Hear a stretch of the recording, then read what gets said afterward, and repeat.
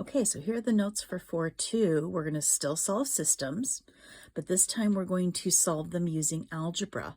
And the first method using algebra we're going to solve by is substitution. So notice there are no graphs. We're not going to be doing any graphing. So here's the idea behind substitution. The first thing that you do is you solve one of the equations for one of the variables. So you could solve the top equation for either x or y, or you could solve the bottom equation for either x or y. So you've got 4 different possibilities of things you could do. Okay, now hopefully you notice in this first example, the bottom one is already solved for x. So our first step is already done. So solve one of the equations for one of the variables. Okay, now once that's done, now is when you do the substitution. You go to the equation that was solved for a variable. In this case, the bottom is solved for x. You go into the other equation, and wherever I see an x, I'm going to substitute 2 plus y. There's your substitution step. So that would look like this: 2 times 2 plus y, we substituted 2 plus y in for x, plus y is equal to 10. And you can see when you do that substitution, now you have an equation that just has a y, and we're going to go ahead and solve for y. So let's see, 4 plus 2y plus y equals 10. I'm just solving using my steps. Let's combine like terms. 4 plus 3y is equal to 10. Let's subtract 4. 3y is equal to 6. Y is equal to 2. So we have found the y coordinate of our ordered pair that is our solution. And I would always like you to write your solution as an ordered pair, please. So the y of my ordered pair is 2. I'm going to pop that in. Now, how do I find my x? Well, I go back up into either one of my 2 original equations, and I plug in the y that I just found. So I'm going to go back up into this equation, which is x equals 2 plus y, and I'm going to plug in my y. So x is going to be equal to 2 plus 2. My x is 4. So now remember what that means. Graphically, if I were to go ahead and graph those 2 lines, they would cross at the point 4, 2. Algebraically, what that means is the 4 will plug in for x and the 2 will plug in for y, and in each of these equations, it will make a true statement. All right. Let's go on to our second one. So as you look at these, you can see neither one of them is already solved for a variable, so we're going to do that. So we have 4 choices. Now, I hope you see that since the coefficient of this x is a 1, that's going to be the easiest variable to solve for.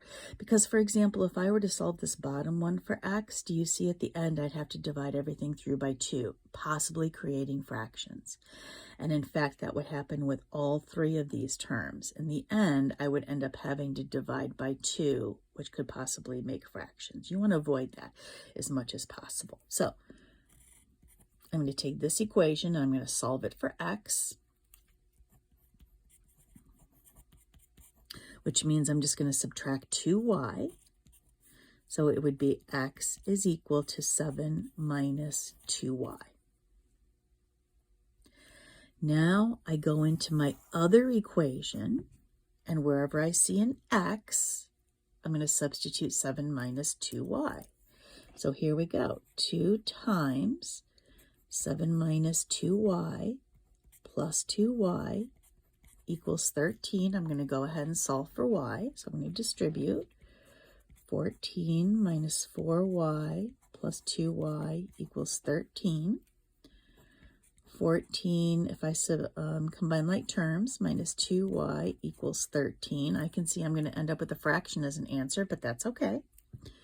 If I subtract 14, negative 2y equals negative 1, and when I divide by 2, I'm going to get positive 1/2. So there's the y part of my point. Now let's go ahead and let's find the x. I'm going to plug my y into here to find the x. So it would be x is equal to 7 minus 2 times 1/2. X would be equal to 7 minus 2 times 1/2 is simply 1. So x is equal to 6. So the solution to this system would be the ordered pair 6, 1/2. So again, if I were to graph those two lines, they would cross at the point 6, 1/2. All right, let's keep going here. All right, so let's look at this one. Now again, we're solving by substitution. So one of these equations, I have to solve for something. So if I were to solve this top one for x, I'd have to divide everything through by 6. Oh, that would be ugly. 33 is not a good number, so I'm not going to work with this top equation at all. If I were to solve this bottom equation for either x or y, I would end up dividing by 3, but guess what? That's okay because 43 divides into 42 evenly. So this is the equation that I'm going to work with. And really, it doesn't matter if I solve it for x or y. For fun, since we solved the other two for x, why don't we go ahead and solve this one for y? So if I'm going to solve it for y, it means I'm going to subtract x. Subtract 3x. Then if I divide by -3, watch my signs. 3 goes into 42, that's going to be 14, and a -3 into -3 is plus x. So there's my bottom equation solved for y. Now what do? I go into the other equation, which in this case would be the first one. That's the one that I didn't work with. And I'm going to substitute in for y a 14 plus x. So 6x plus 7 times 14 plus x is equal to 33. Numbers are going to get a little bit bigger here. So 6x plus, I believe this is 98 plus 7x is equal to 33. Yikes. Combining like terms, 13x plus 98 equals 33. If I subtract 98 from both sides, I'm going to get 13x equals, I think it's -65, but I'm going to do a quick check with that. I don't want to make a mistake. Yep, -65. And if I divide both sides by 13, I'm going to get x is equal to -5. So I found the x coordinate of my solution, which is the ordered pair. I'm now going to go back into this equation, and I'm going to plug in the x that I have. So y is going to be equal to 14 plus -5. Y is going to be equal to 9. So the solution to my system is -5, 9. Okay, so the work was the same. It just got a little dicier with the numbers. All right, we have one last one to do here. Let's look at this one. Well, again, we have to solve by substitution.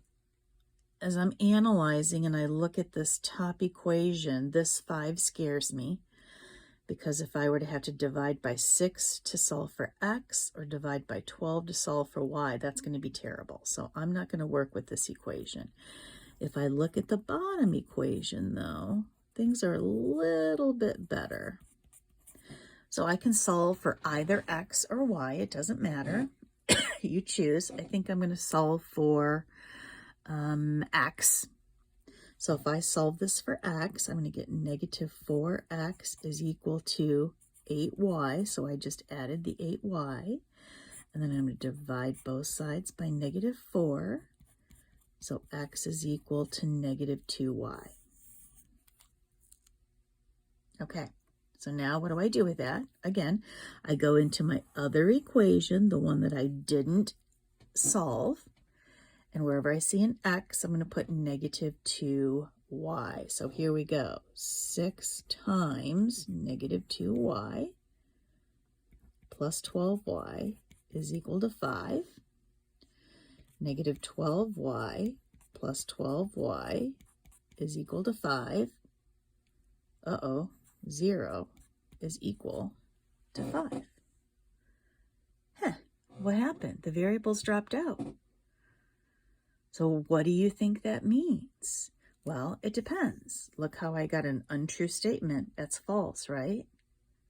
That means for this system, there's no solution. Now think about what would that mean would happen if I were to graph these two lines. It means that they would be parallel. And if you do, remember I showed you back when we did lines, the shortcut to find the slope, it's negative a over b. Does that look familiar? If I were to do that for both of these lines, if I did negative a over b here, it would be negative 6 over 12. Well, that reduces to negative 1/2. And if I were to do negative a over b here, it would be positive 4 over negative 8, which again reduces to negative 1/2. So these two lines have the same slope, but they're not obviously the same line. So that means that they must be parallel. All right, we're going to move on to 4.3, which is our next method of solving a system of equations.